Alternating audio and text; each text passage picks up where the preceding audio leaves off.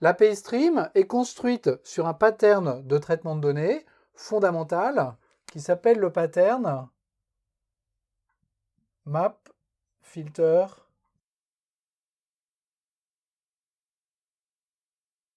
Reduce. Comment est-ce que ce pattern fonctionne? Eh bien, on va prendre un exemple.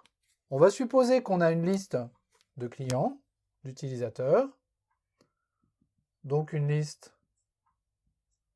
de users, et on veut répondre à la question suivante. On voudrait connaître la moyenne d'âge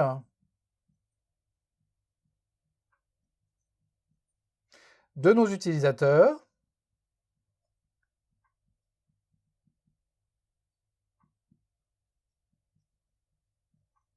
qui ont plus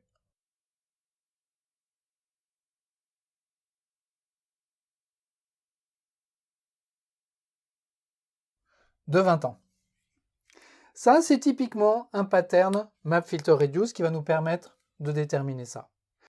Comment est-ce que je vais m'y prendre pour faire ce genre de choses? Eh bien, je vais partir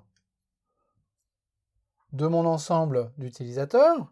À partir de cet ensemble d'utilisateurs, je vais construire un ensemble d'âge de mes utilisateurs.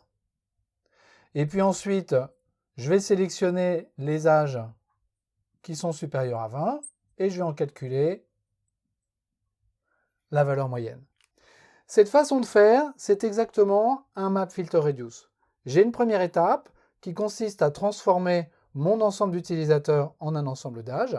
Ça, c'est ce qu'on appelle un mapping, et on va voir ça en détail.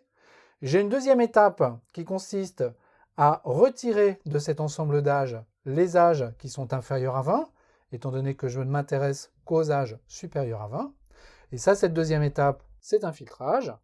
Et puis la dernière étape qui consiste à calculer une valeur moyenne, c'est un peu comme une agrégation en SQL, c'est une étape de réduction, c'est ce qu'on appelle l'étape de reduce. Donc ici on a une illustration d'une application du pattern MapFilterReduce sur un problème extrêmement simple de traitement de données.